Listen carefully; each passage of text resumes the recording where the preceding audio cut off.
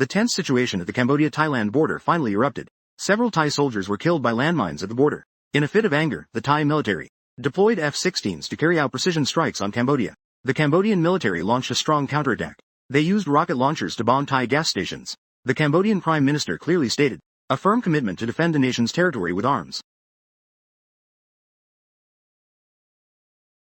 2 months later, Cambodia and Thailand clashed again in the border region.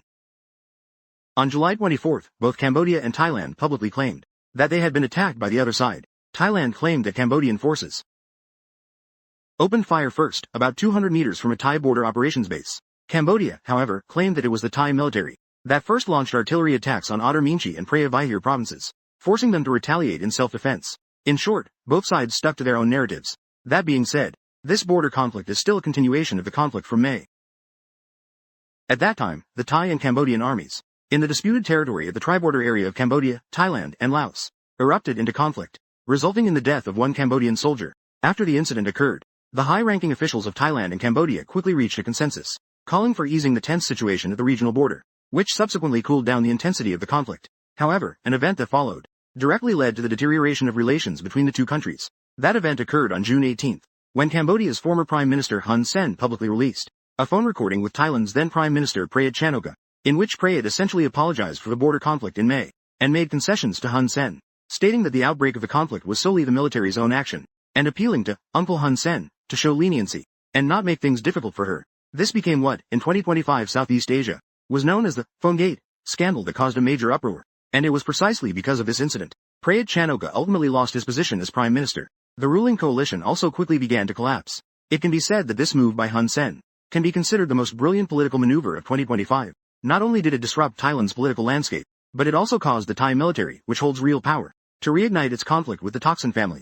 It also shifted the focus of public opinion within Cambodia. At the same time, it further solidified the political status of the Hun Sen family. More importantly, it elevated the prestige of his son, Hun Manet. However, the harm caused by this maneuver is equally significant. On one hand, Hun Sen's actions, which lack political morality and credibility, directly led to a public break with the Thaksin family. They harshly criticized themselves for mistakenly trusting Hun Sen. The camaraderie between the two major political families of Thailand and Cambodia was completely destroyed. On the other hand, it also effectively damaged the national relations between Thailand and Cambodia. Particularly, the Thai military is likely to view this incident as a provocation by Hun Sen.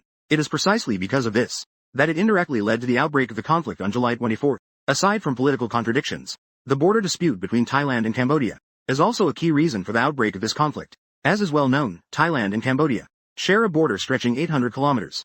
Due to the vague demarcation of the border, disputes have arisen in many areas between the two sides. The two sides often engage in a standoff from a distance over border issues. For example, by shortening the duration of stay permitted for each other's citizens, reducing the operating hours of border checkpoints, or restricting cross-border trade activities.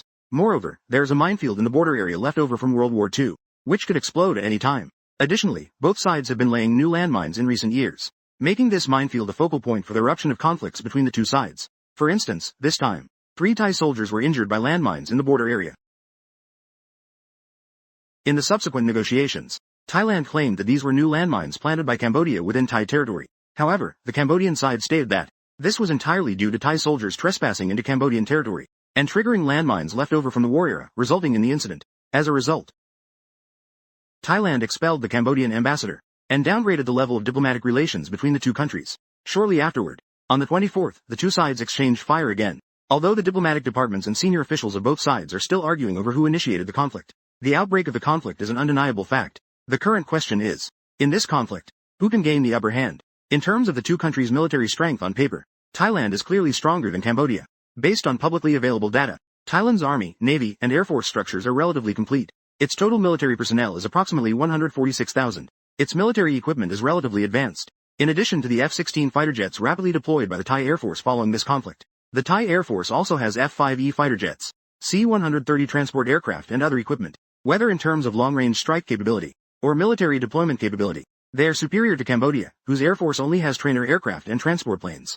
As for the army, Thailand also has M1 Abrams main battle tanks, M113 armored personnel carriers, M109 self-propelled artillery and other modern equipment. In comparison, Cambodia primarily relies on T-55 main battle tanks, BMP-1 infantry fighting vehicles and other Soviet-era equipment. Along the border areas, Cambodia's notable equipment also includes BM-21 rocket launchers.